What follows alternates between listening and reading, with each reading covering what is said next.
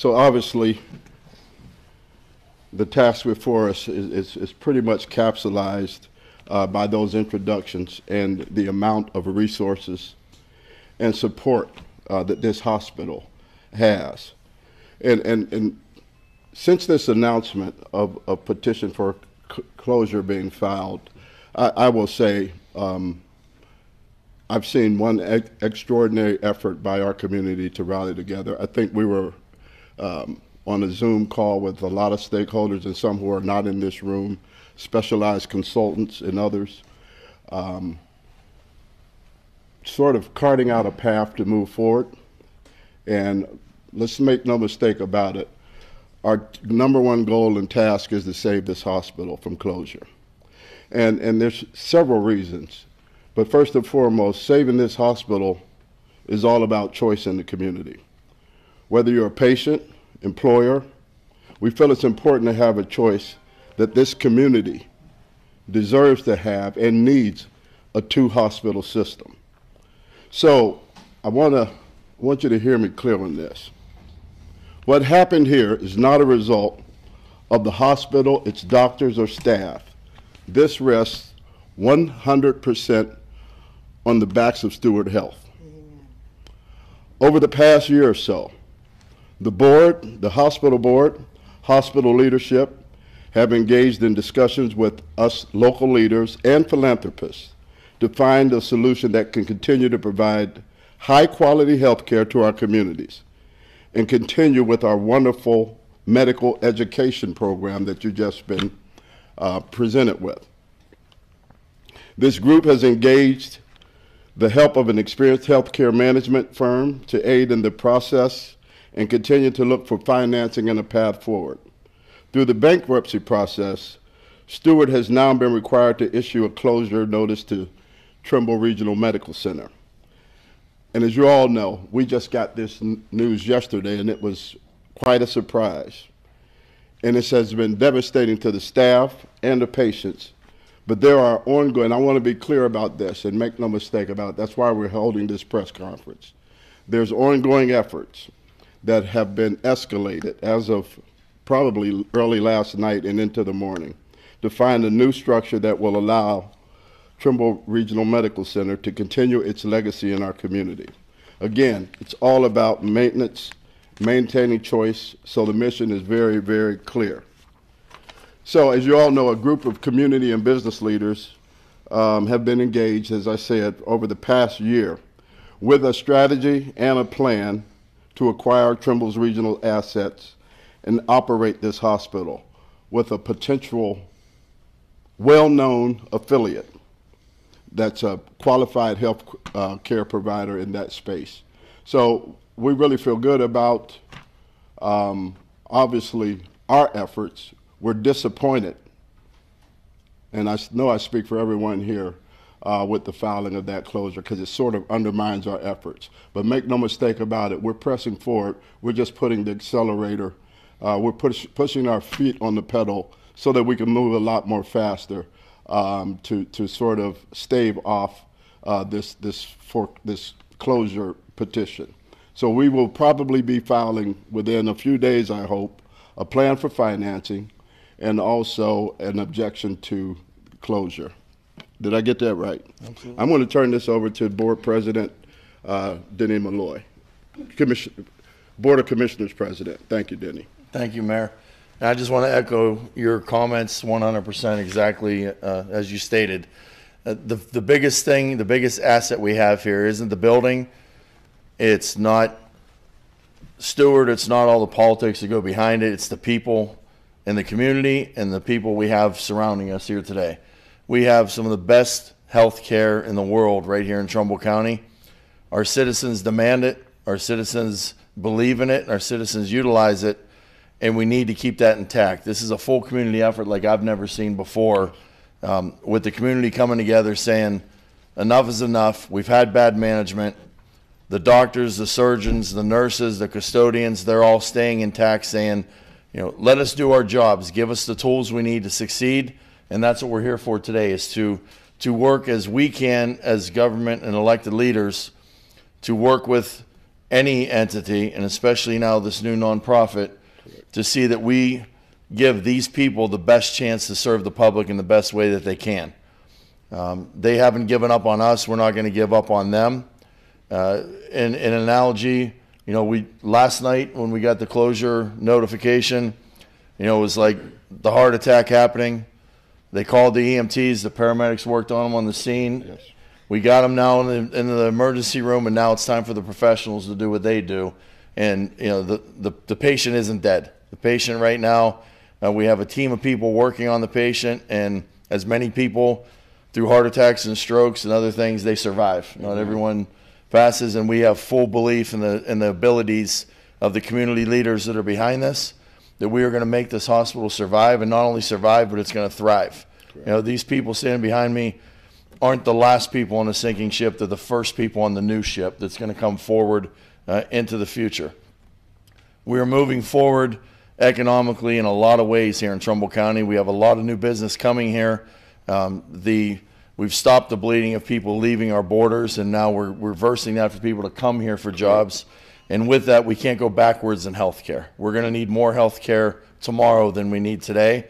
5 and 10 years down the road, as we do our jobs and work with other community leaders and economic development people, there's going to be a new Trumbull County, and we need to make sure we have our schools intact, our housing intact, and our health care intact. So this is crucially important to not only the immediate term of the city and the county and the happiness of our citizens, but long-term down the road, this is laying seeds so that we can thrive into the future with all we have coming in the future. With that, I'd like to turn it over to Mr. Gennari, who is leading one of the leaders of this new nonprofit and the group that we are throwing our support behind. Thank you, Denny. First off, we'd just like to thank both the City of Warren and the Mayor and the County Commissioners for their backing and their support in this effort. They are a critical piece to the solution, and they have stepped up in a way that's going to help us long term, no doubt about it. We're still waiting for information from the state. We had engaged them along this process, but have not received any word at this point as to where they stand in their potential support, but we hope that they can still make that happen.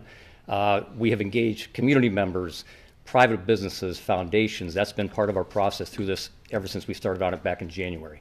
The early effort was to create awareness and a sense of urgency, and here we are X number of months later, and we are at that sense of urgency where we need everybody's support. As far as individuals out there, the good news today is that if you are looking to or are willing to donate to our cause and save the hospitals, you can go to the United Way of Trumbull County's website. On the top right is a tab called Save Our Hospital Fund. Click on that. Very simple process. You can put in a monthly donation, weekly, one-time donation. Very simple. If you can help us support this project to help save the hospitals, that would be greatly appreciated. Other than that, again, the main point simply is we're not done. Despite the announcement yesterday, there will be continuing ongoing efforts to find the capital support that we need to make this operation a go long term. We only have days to make it happen because everybody's seen the information in the news, but we will continue to push ahead. The two gentlemen behind me are critical pieces to that, and I thank them for their efforts, and we'll look forward to doing what we can to save the hospital. And finally, I really appreciate the support of all the people that are here. The staff at Trumbull Regional Medical Center, which I'm directly related to, has been phenomenal through this whole process. I mean, they have continued to provide the high quality care for healthcare that we need in this community. We need 2 hospitals to make that happen. I appreciate all their work and their support, and I look forward to working with them long term. Thank you. Thank you.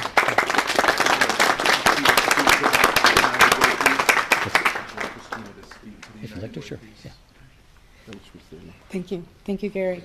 So we got a call this week to ask us to step in and take donations. And I just want to say on behalf of United Way of Trumbull County, we are thrilled to be able to give this our venue of online donations, or we'll take checks to this cause.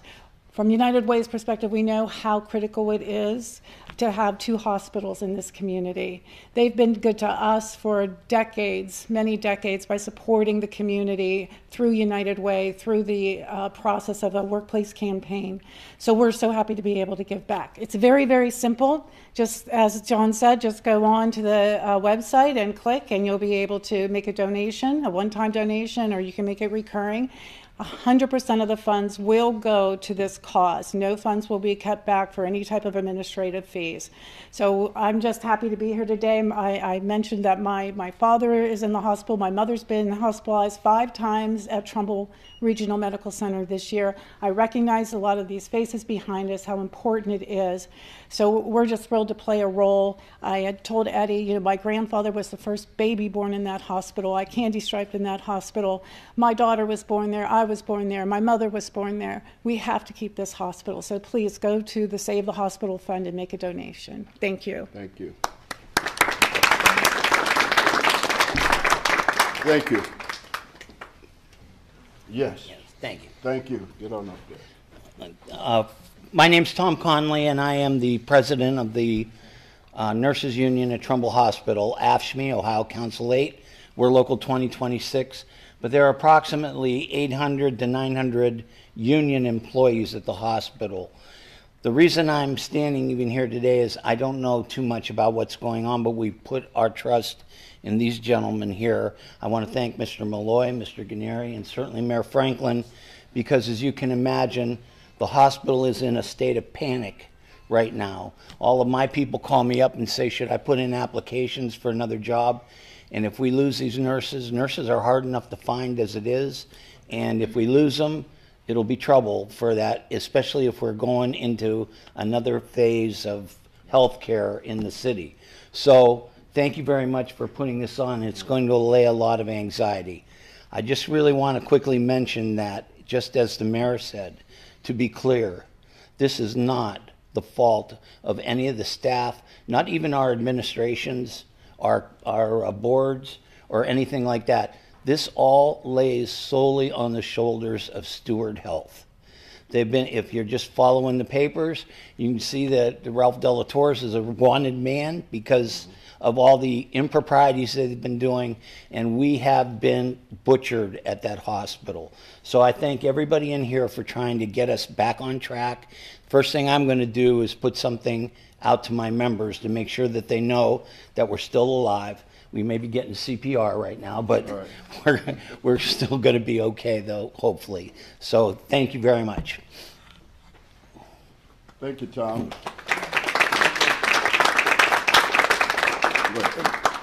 With this request, you know, we're not going to be able to get all the money that's needed from people clicking on a button. We know that, but it's going to, every little bit helps. There is a plan that is put together by an advisory group. We've got people, lawyers, professionals on this thing that are brokering the deal through the bankruptcy court and through Stewart and this group to allow the purchase to go to be community oriented to our community group here. There'll be a nonprofit. There's also talks in the work of affiliating down the road once we refurbish this hospital and do what needs done. So there's a plan in place. We know the plan can be successful.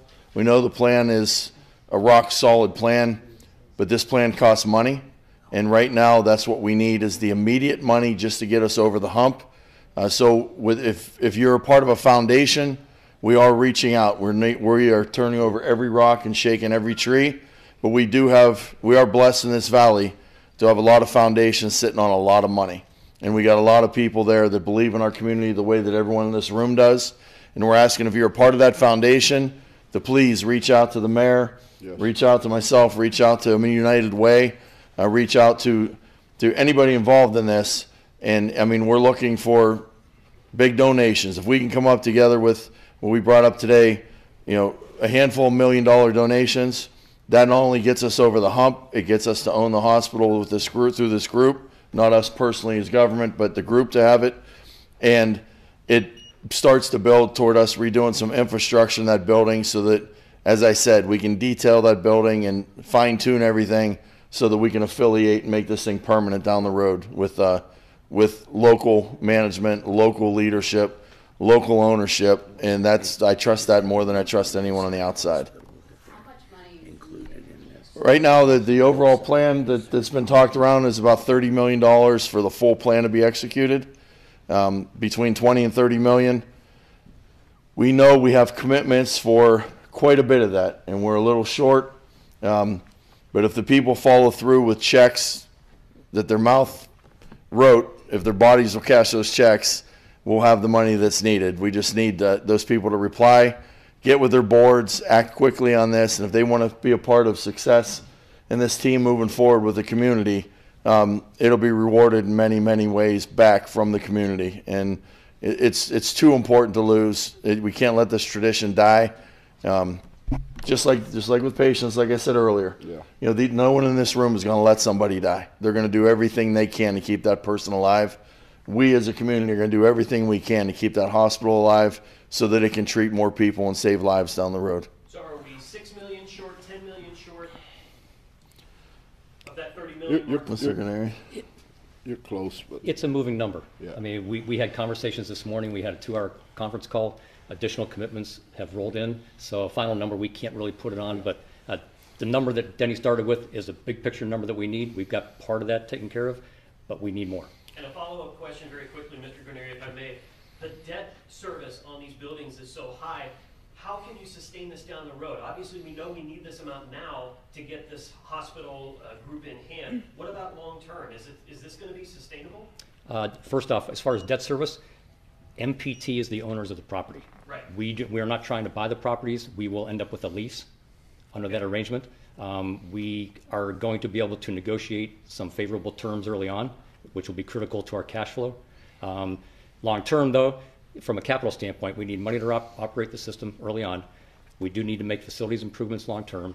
And thirdly, we need to replace some equipment. Those are the 3 big pieces that need to be undertaken. But the initial cash crunch is what we're trying to accomplish initially. Thank you.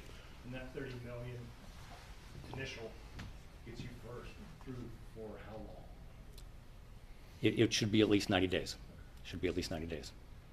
I'm going to turn it all back over to Mr. Conley. I apologize because I forgot to mention this. Everybody seems to forget them. Please don't forget them. Hillside Hospital is included in this as well. And we have union employees there as well as other employees and some extremely fine physicians and other health professionals, physical therapists, occupational therapists, and they provided a service for us for, 80, 90 years. And they are outstanding in their field. To lose that hospital would be a grave, grave mistake, and we could use them with us. Yes. So I know that they're including that in the overall picture, Yes, correct? yes. Yes, sir. So the 30 million would cover Hillside as well, or no? It's a package. Yes. Yes. Thank you so much. ma'am. Thank you, Tom. I know the state. And Elm Road. Important. Yeah. The state of Massachusetts is able to obtain a hospital through eminent domain. Has there been talks with the governor's office to try to pursue that avenue, or is because that facility is a lease, you can't do that? I'm just curious. Nadine, I will say there has been talks with the state, several. We need the state to weigh in on this and assist us in this effort. It's in our community's best interest, but it's also in the state's best interest. I think a model, because Stewart's all over, but there's a model on how other states have dealt with this plague that's caused by this group. So I think the template's there. We need to just plagiarize it, but we need the state's help to do that. So yes, and those conversations are ongoing, and they're at high levels of the state government as well. Let me just say this before any other questions. So our goal is to actually try to get out in front of that petition. And I talked with Debbie about an hour yesterday, Mrs. Bendis, to get out in front and file our own objection to the petition for closure, along with, simultaneously, an evidence of financing document. So that's our immediate goal. It's a huge boulder to push, but I think with our community's effort, I know we can get this done. Mr. Mayor. Yes. Also, Here, take it. thank you. I just wanted to mention that Ohio Council 8 will also be filing an objection to the closure as well. We're just waiting for our lawyers to get finished drafting it. Thank you. So these will all be filed in federal bankruptcy court? Yes. Okay. Also, our goal here is to be spark plugs, the mayor and I, to be spark plugs with this nonprofit group to help generate funds. The city doesn't want to own a hospital, the county can't own a hospital, the state's not going to own the hospital. Right. But we're going to do everything we can to make sure that our citizens are provided the best service with someone that cares about our citizens the way that we do. A local group will do that. With that also, we have been in talks. I just got off the phone with Senator Vance's office. We had conversations with Senator Brown, who released a statement earlier today. Senator Vance is releasing a statement. We're asking for their help on the federal side to delay things and buy us time to get the program going. I know Representative Santucci personally spoke to the governor yesterday, and he spoke to many people today. He's fighting to see what they can do. We've got a conversations ongoing with our state auditor and our state attorney general, and they are doing the same we're doing. They're turning over rocks to see what they can do. There isn't a big federal or state piggy bank where they can just go and hand us over some money. There's a process, as there is with the city and the county. We have initiated that process. I called a special commissioners meeting for tomorrow at 2. The mayor has called a special council meeting for tomorrow at 4 so that we can address our ranks and get on board the same way. But we will be doing this as a partnership, and not only a partnership between the city and county, but a partnership between the city and county with our full support of this nonprofit group and all the people standing here behind us. So this is our team, and we're welcome to take on new teammates if people are listening and want to be a part of this. We have interviews right now and tryouts. Well put, Coach. What is the name of the nonprofit? Warren City Hospital, Inc. Any other questions? Once again, to Tom and Debbie and everyone standing with us, not behind us, but with us. I just have to say something about those employees who are not here today, who go to work probably for the last year and a half with this cloud of uncertainty about their future and the future of their families. One of the main goals of this press conference is to let them know we're fighting for them. And we're fighting, and we're fighting this fight together. It's the right fight. We have a great plan, but we want to reach out to them and let them know that we feel their pain and that we understand. I don't know how difficult it can be getting up, serving others, taking care of our sick, our family members, with that cloud of uncertainty. So I just want to thank them from the bottom of my heart, and I know they're not here, but if anybody can just pass that on from this group, not just from the mayor, we really appreciate their service. Hang in there with us. That's what we're asking. Just one more clarification on the time frame going forward. Are we talking about this time next week we want to have everything in place? You know, you said the time is of the Time essence is right of now. the essence. We're talking 48 hours for some of this that needs to be in place. Look, understand, this notice of foreclosure, I think, hit everybody by surprise, like a 2x4. Nobody saw that coming. And there was no warning. Usually there could have been, because they knew that we were working on this local plan. I'm taking liberty to assume that the bankruptcy judge knew that we were working on a local plan for acquisition. So this just made us speed everything up. It's been a spark plug, the news that we got, and that's not a bad thing. Now I saw more movement last night and today than any time in the last year, and finally people are stepping up, or they're getting out of the way so that people that want to step up can do so. So I believe in this group, I believe in this community, and I think we know what the clock is now. Yes. It's fourth and not that long, and we're this close to field goal range. Yeah. So that's where we're at right now, and we're fighting the clock right now. Yes, we are. I'd be remiss if I didn't thank Director Colbert for probably stayed on the phone hours last night after we got the notice, sort of quarterbacking our conversations this morning, putting together a council meeting for this afternoon, and putting together an impressive press conference. Unfortunately, I was actually at the doctor's office while he was putting this together. But I want to thank him personally, and I think he wanted to acknowledge someone else? No, I just, before we came, we knew we had a large group here, and hearing from all of us is great, but I think the people of our city, of our region, and your co-workers would like to hear from some of you. And so beforehand, we had asked if there was someone who would like to step up on behalf of the actual workforce there, just to say some words on behalf of yourselves and your colleagues. I think it would be appreciated. Thanks, Doc. Dr. Bautista, President Medical Staff, thank you to the Commissioner, thank you to the Mayor for the full support. We all need this, and again, thank you. This hospital is very important for our community. Trumbull Hospital, we all need Trumbull Hospital. Our community is not responsible for the wrongdoing of stewards. Unfortunately, we're paying the consequences of this. However, it's our responsibility from the doctors, from the nurses, their staff, and political leadership to support and protect our community. This is not only about healthcare, it's about jobs, it's also about education. Yes. This is a generation to come of surgeons, primary care doctors, internists, and specialists. Please support us. Don't give us your back, give us all front forward. We can do this together. Yes. Okay? Thank you. Say that better. Thank you. Thank you, Doc. Well said. Anyone else? Up there, up top. Absolutely. We'll pass this around. My name is Larry Woods. I am an interventional cardiologist and intensive care doctor.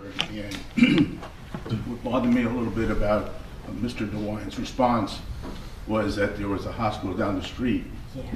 Well, that's comparing apples and oranges, because being on the staff of both hospitals, I can tell you that Trumbull Hospital is a high acuity institution.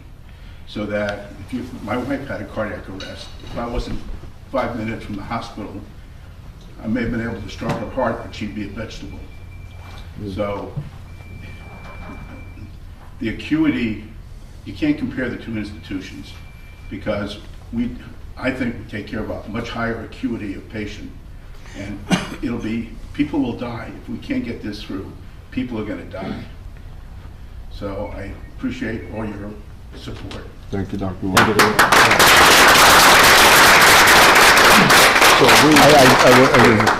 And those are good words, Doc. This isn't an us versus them, even with the Mercy group. They have reached out to this group also and showed support. Many of their leaders are pulling for this hospital to succeed as well as we are. So this is a whole community effort. And like I said, there is no enemy in this. There is no opponent in this.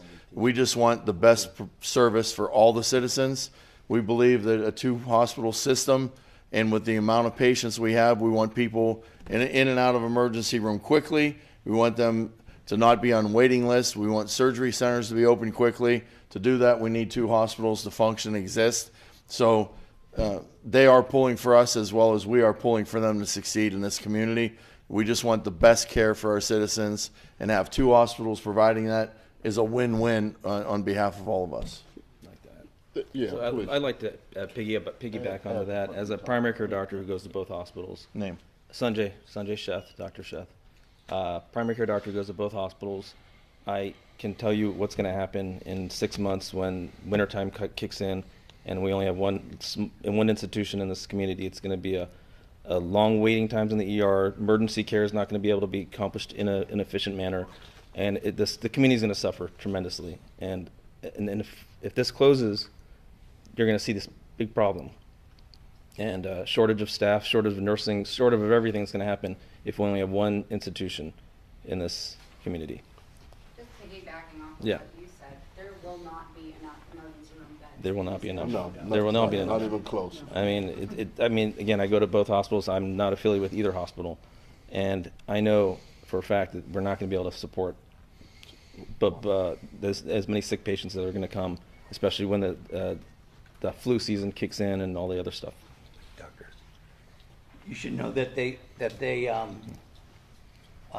we're the only hospital that cares for behavioral health patients That's as true, well. too. Correct. And right? Yes. Yes, ma'am. And our emergency rooms are choked with them because They can't get care anyplace else. They show up at our doors, and they just absolutely capitalize on the beds that we have available for them.